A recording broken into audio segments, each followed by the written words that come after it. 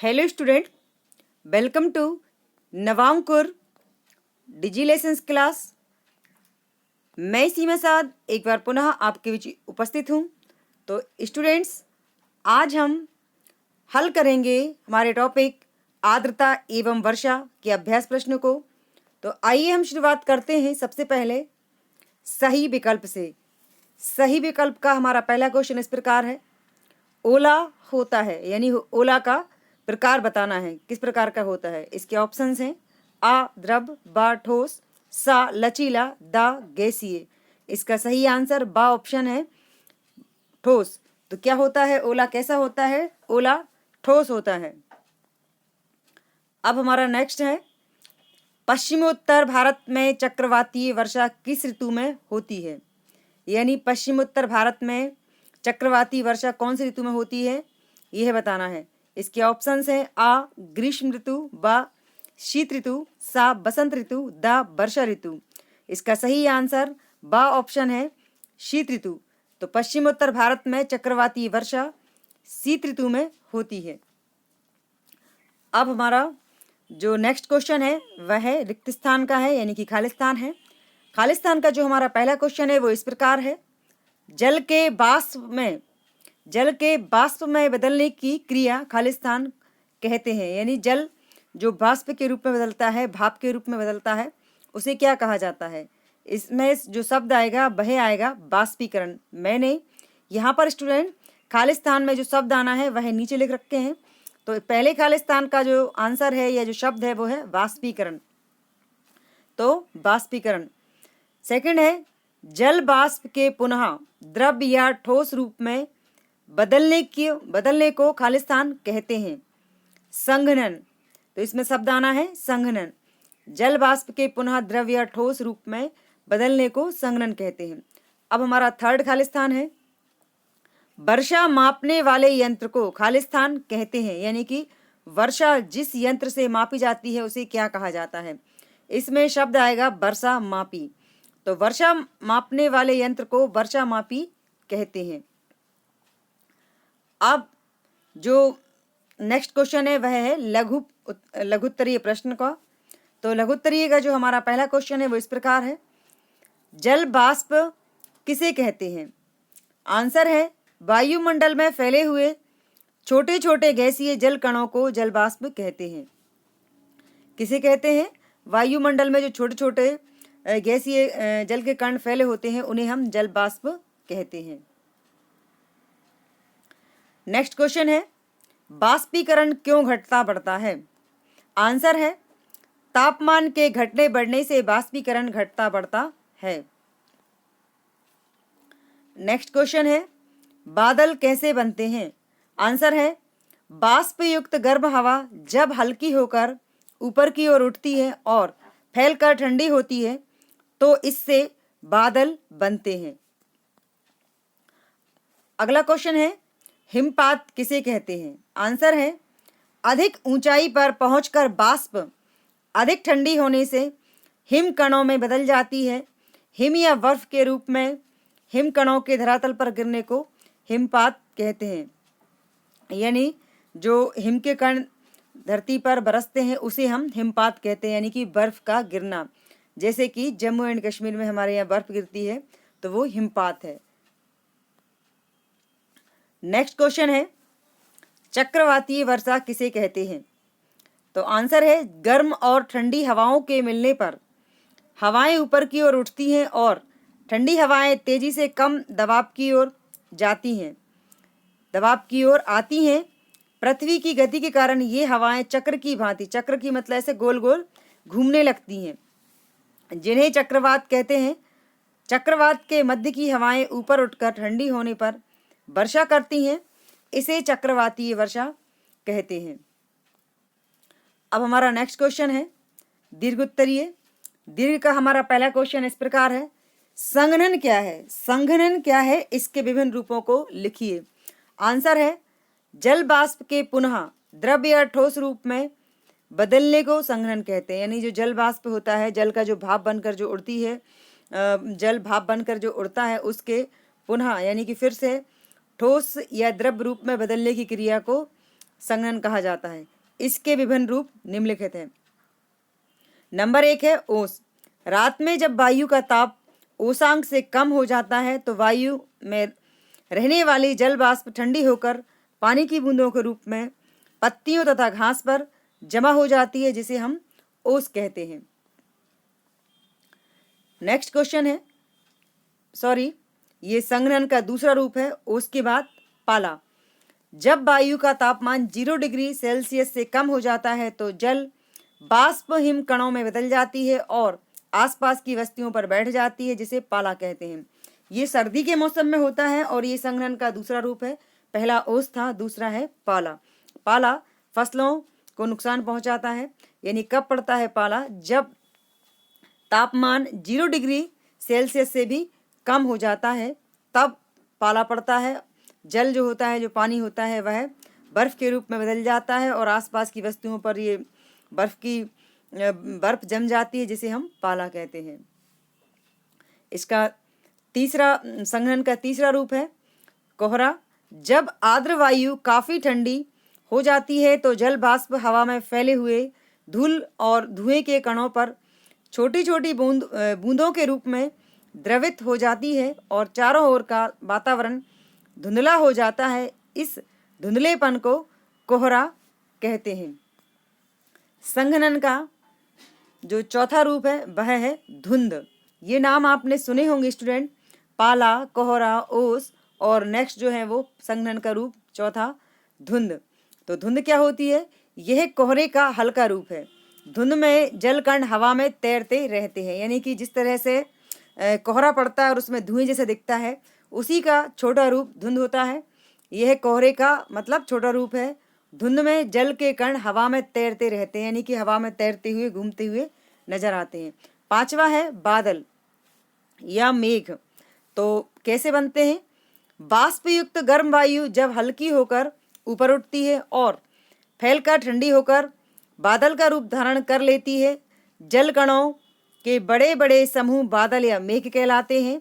ये काफ़ी ऊंचाई पर होते हैं। यानी कि संघनन का जो पांचवा रूप है वह बादल है। और बादल गर्म वायु जब हल्की होकर, यानी कि गर्म हवा जब हल्की होकर ऊपर उठती है और फैलकर ठंडी हो जाती है तो वह बादल का रूप धारण कर लेती है और ये जल कणों के बड़े बड़े समूह बादल या मेघ कहलाते हैं। यानी मेघ और बादल दोनों एक ही शब्द के अर्थ हैं। उसी को हम बादल कहते हैं, उसी को मेघ कहते हैं। और ये काफ़ी ऊंचाई पर बनते हैं। यानी जो बादल है वो 7.5 किलोमीटर की ऊंचाई, धरातल से 7.5 किलोमीटर की ऊंचाई पर कम से कम बनते हैं। अब संघनन का जो रूप है अगला वह है वर्षा। यानी कि इसका छठवां रूप है वर्षा। बादलों के जल कण आपस में मिलकर बूंदों का रूप धारण कर लेते हैं। यानी कि बादलों के जल कण आपस में मिलकर बूंदों का रूप धारण कर लेते हैं और भारी हो जाते हैं। भारी होने के कारण ये हवा में उड़ नहीं पाते। यही जलकण वर्षा के रूप में बरसने लगते हैं। इन्हीं को वर्षा कहते हैं। संघनन का ये छठवां रूप है। अब नेक्स्ट है सातवां रूप हिमपात। अधिक ऊंचाई पर पहुंचने पर जल वाष्प अधिक ठंडी होकर हिम कणों में बदल जाती है। ये हिमकण धरातल पर हिम या बर्फ के रूप में बरसते हैं। इन्हें हिमपात कहते हैं। यानी बर्फ का गिरना। हिमपात यानी बर्फ का गिरना। अधिक ऊंचाई पर पहुंचने पर जल वाष्प अधिक ठंडी होकर हिम कणों में बदल जाती है और ये हिमकण धरातल पर हिम यानी कि बर्फ के रूप में बरसते हैं, तो इन्हें हम हिमपात कहते हैं। अब संघनन का जो आखिरी रूप है वह है ओला या ओले। तो ओले आपने देखे होंगे स्टूडेंट, जब बहुत तेज बारिश होती है तो बर्फ के छोटे छोटे से या कभी बड़े भी कभी छोटे भी बर्फ जो बरसता है बड़े टुकड़ों के रूप में, उसे हम ओला कहते हैं। अब और हम जरा इसको विस्तार समझ लेते हैं। ऊंचे आकाश में पानी की बूंदें जमकर ठोस आकार ग्रहण कर छोटे छोटे हिमकण बन जाते हैं तथा वर्षा के साथ पृथ्वी पर गिर जाते हैं। इन्हें ओला कहते हैं। यानी कि क्या होता है, ऊंचे आकाश पर पानी की बूंदों में जमकर ठोस आकार ग्रहण कर लेते हैं। पानी की जो बूंदें होती हैं वह जमकर कैसी हो जाती हैं, ठोस हो जाती हैं, बर्फ का रूप धारण कर लेती हैं और बारिश के कारण यानी बारिश के साथ ये छोटे छोटे हिमकण बन जाते हैं तथा वर्षा के साथ पृथ्वी पर गिर जाते हैं, इन्हें हम ओला कहते हैं।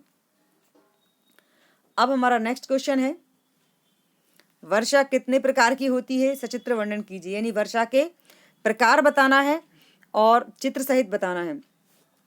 वर्षा 3 प्रकार की होती है। नंबर 1 संवहनीय वर्षा, नंबर 2 पर्वतीय वर्षा, नंबर 3 है चक्रवातीय वर्षा। तीनों वर्षा के बारे में विस्तार से बताना है और चित्र भी इनका बनाना है। तो हम पहली वर्षा जानेंगे, संवहनीय वर्षा। समुद्रों व अन्य जलाशयों से तेज गर्मी के कारण पानी बाष्प मीन्स होता है भाप, बन जाता है। ये बाष्प गर्म हवाओं के साथ ऊपर काफी ऊंचाई पर पहुंचकर संघनित होकर बूंदों के रूप में बरसती है। इस क्रिया को हम संवहन कहते हैं, इसलिए इस वर्षा को संवहनीय वर्षा कहते हैं। संघनित होना मतलब इकट्ठा होना। तो स्टूडेंट, ये संवहनीय वर्षा है और संवहनीय वर्षा का चित्र मैं आपको यहाँ पर दिखा रही हूँ। ये चित्र आपको फेयर कॉपी में बनाना भी है, तीनों वर्षाओं के चित्र भी बनाने हैं। तो इस तरह आप देख सकते हैं कि एक चित्र में समुद्र से पानी भाप बनकर ऊपर जा रहा है और दूसरे चित्र में आप देख सकते हैं कि ऊपर से पानी नीचे गिर रहा है, यानी कि बरस रहा है। तो ये संवहनीय वर्षा का चित्र है जो कि आप सभी को फेयर कॉपी में बनाना है और लिखना है इसके बारे में। अब दूसरी वर्षा है पर्वतीय वर्षा। जैसा कि इसके नाम से ही स्पष्ट है, पर्वतीय वर्षा जो कि पहाड़ों पर होती है। समुद्र से स्थल की ओर आने वाली बाष्पयुक्त हवाएं पर्वत की ऊंचाई को पार करके उनके सहारे ऊपर उठने लगती हैं। अधिक ऊंचाई पर पहुंचने पर ये हवाएं ठंडी होकर पर्वतों पर जल के रूप में बरसने लगती हैं। ऐसी वर्षा को पर्वतीय वर्षा कहते हैं। यानी कि समुद्र से स्थल की ओर जब जो हवाएं चलती हैं और वो बाष्पयुक्त हवाएं पर्वतों की ऊंचाई को पार करके उनके सहारे ऊपर जब उठ जाती हैं और अधिक ऊंचाई पर पहुंचने पर हवाएं ठंडी हो जाती हैं, ठंडी होकर वह जल के रूप में नीचे बरसने लगती हैं। तो ऐसी वर्षा को हम पर्वतीय वर्षा कहते हैं जो कि पर्वतों पर होती है।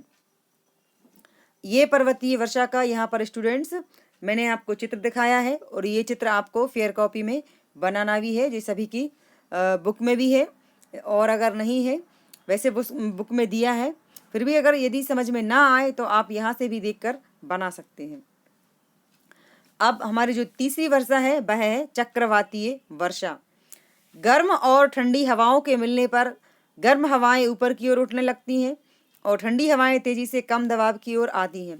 पृथ्वी की गति के कारण ये हवाएं चक्र की भांति घूमने लगती हैं, जिन्हें चक्रवात कहते हैं।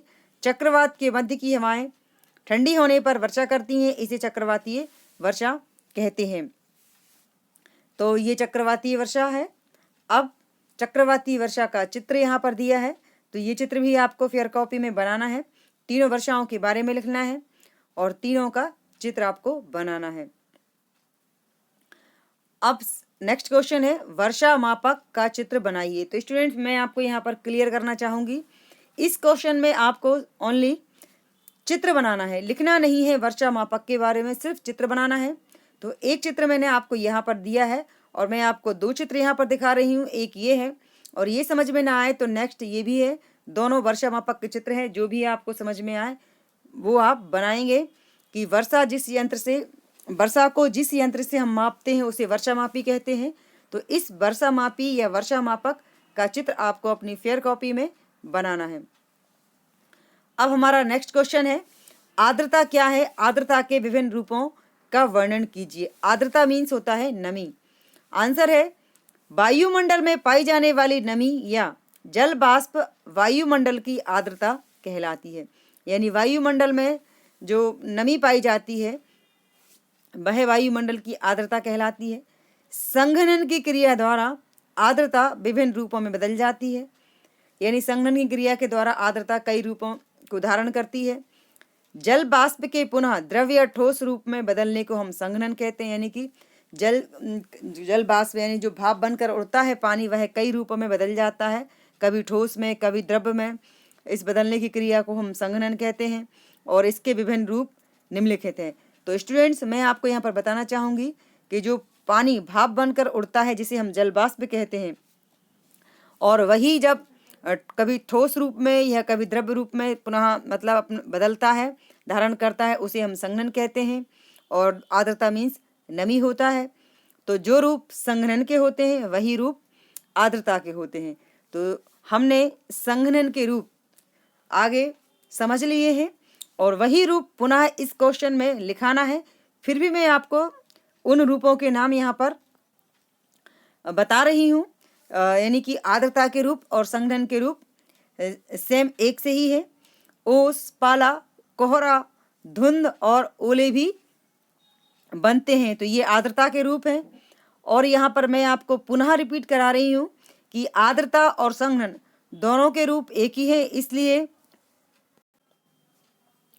तो स्टूडेंट आर्द्रता और संघनन दोनों के रूप एक ही है, इसलिए इन्हें एक प्रश्न के उत्तर में ही आप लिख सकते हैं। और लेकिन याद आपको पूरे करने हैं, यानी कि आर्द्रता और संघनन के सेम रूप हैं और याद आपको करना है। लेकिन अगर आप चाहें आपको 2 बार ना लिखना पड़े तो आप इन्हें एक बार लिख लीजिए। लेकिन जब कहीं आपको ये लिखने को आए या आपसे पूछा जाए तो आपको इन सभी के बारे में लिखना पड़ेगा और इनके बारे में बताना पड़ेगा। यानी कि हम ये कह सकते हैं याद आपको एक बार करना है और इससे आपके 2 क्वेश्चन के आंसर तैयार हो जाएंगे। याद आप करेंगे और आपको लिखना भी एक ही जगह है। मैंने आपको यहाँ पर फिर दोबारा रिपीट किया है कि दोनों प्रश्नों के लिए मतलब कि एक ही बार लिखने से आपका आंसर हो जाएगा। एक जगह लिख लीजिए और वह दोनों प्रश्नों के लिए आंसर बन जाएगा। तो स्टूडेंट्स, इस तरह हमने आर्द्रता एवं वर्षा टॉपिक के क्वेश्चन आंसर यहाँ पर हल किए हैं और इन सभी क्वेश्चन आंसर को आपको अपनी फेयर कॉपी में लिखना है। इनके जिन क्वेश्चन में चित्र बनना है वो भी आपको बनाना है। Thanks for watching.